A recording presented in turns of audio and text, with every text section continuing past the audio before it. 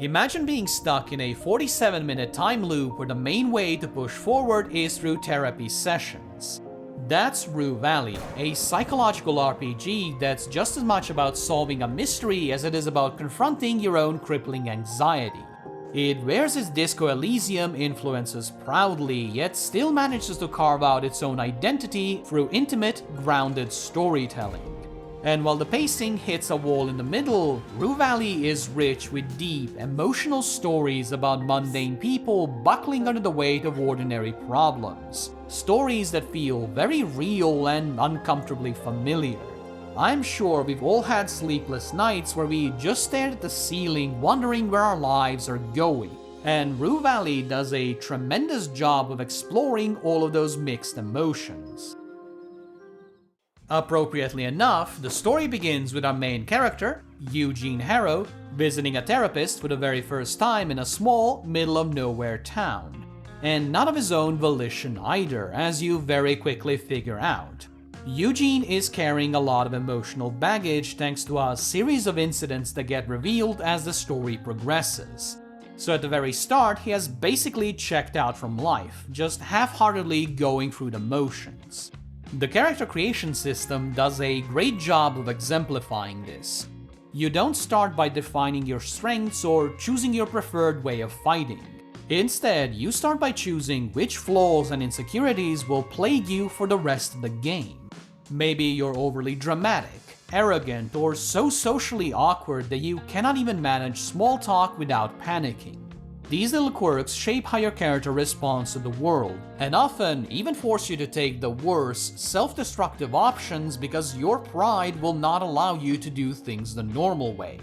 This sort of thing was great in Disco Elysium, and for the most part it works just as well in Rue Valley. It gives you a real sense of who your Eugene is as a person without having to spend too much time psychoanalyzing him. For example, early on you're met with a receptionist that's busy with a phone call, and the entire 5-minute section is you trying to very awkwardly figure out a way to get her to pay attention to you.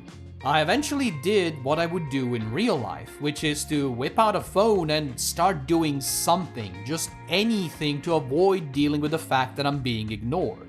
It's such a great little human moment that even before the more magical aspects of the setting kicked in, I was already on board with Rue Valley. Mechanically, the game plays like a point-and-click adventure. You're exploring locations, solving simple puzzles, and trying to softly manipulate people through dialogue. It's not about reflexes or complex systems, but more so about piecing together clues and navigating a web of surprisingly complex characters. But then the big twist happens. As soon as the clock hits 8:47 p.m., a gigantic explosion will devour the sky and you will jolt awake at 8 p.m. during your therapy session with Dr. Fink. Whoever thought up this idea is a genius, because starting each loop by talking to a therapist who slowly helps you unravel your inner turmoil is such a great way of progressing your character despite being essentially stuck. Things get even more interesting when you learn that there is another, a seemingly insane person who is able to ignore the rules of the loop and do whatever he wants. Has he been stuck here longer than you? Is that why he is so reckless? Whatever the case may be, you need to figure out who he is, how he's able to defy his fate, and, most importantly, how you too can escape the Groundhog Day. What follows next is a frantic adventure across a small town where not only everyone knows everyone, but where small businesses are often separated by kilometers of empty desert. A serious problem when all you have is 47 minutes to work with.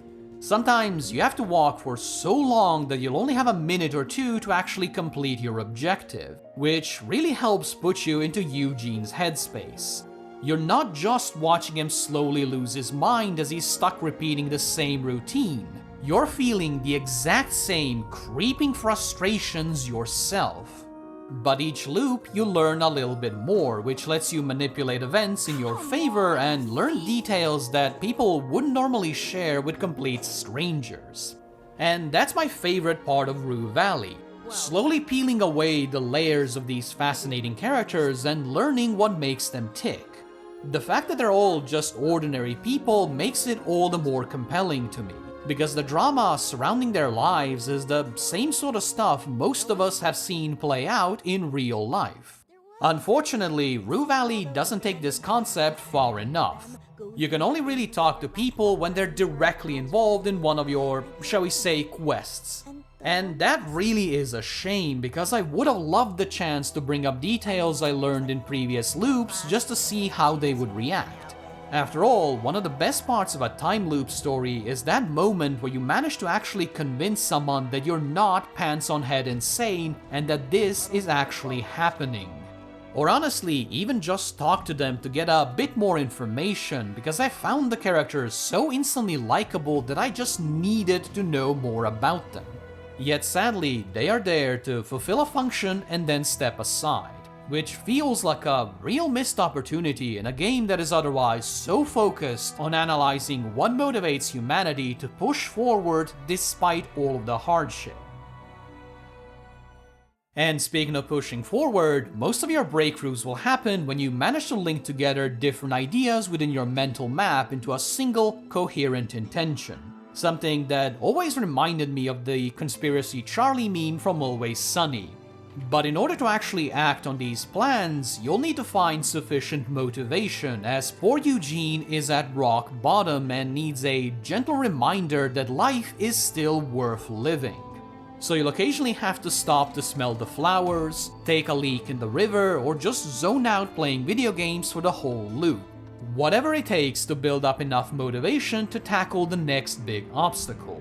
All of this is influenced by status effects that can range from crushing depression all the way to a soggy sock. Your mood naturally affects your behavior, and if you're miserable, you're probably not going to make the best, most rational decisions, which again gives you great insight into who Eugene is as a person and what drove him into his disassociated state, while also reframing you, the player, as his will to live, slowly trying to guide him back into the light. Which is why I'm sad to say that Rue Valley again doesn't explore this idea to the fullest. It starts off incredibly strong, with you buckling under the weight of your failures and having to scramble to do even the most basic things. But after the first few hours, Eugene becomes so obsessed with the mystery that his emotional struggles just kind of fade into the background. The system is still there, and it does make a bit of an impact, but it loses much of the emotional edge that made the opening hours so mesmerizing. Just as mesmerizing as the visuals, Rue Valley has this detailed comic book style that gives every location so much character. I especially love the Pixar-style traveling scene where your character is hunched over in his tiny car while energetic jazz blasts into your ears. It's such absurd imagery that I cannot help but crack a smile every time I see it. And I saw it a lot because trying to solve the big mystery requires a lot of repetition, which is where Rue Valley suffers the most.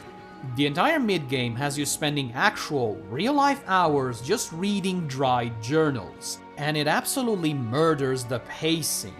It's not like you're solving complicated puzzles either.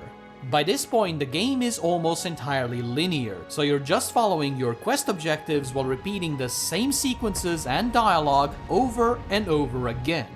It's such a strange narrative detour because the writing is otherwise highly engaging. Whenever I was talking to the characters or dealing with the big mystery directly, I was glued to my chair. Even the more psychoanalytical conversations with the therapist were compelling, as Dr. Fink's methods are as smooth and comforting as his voice. Easy, Mr. Harrow. You're not having a heart attack or anything similar. Trust me.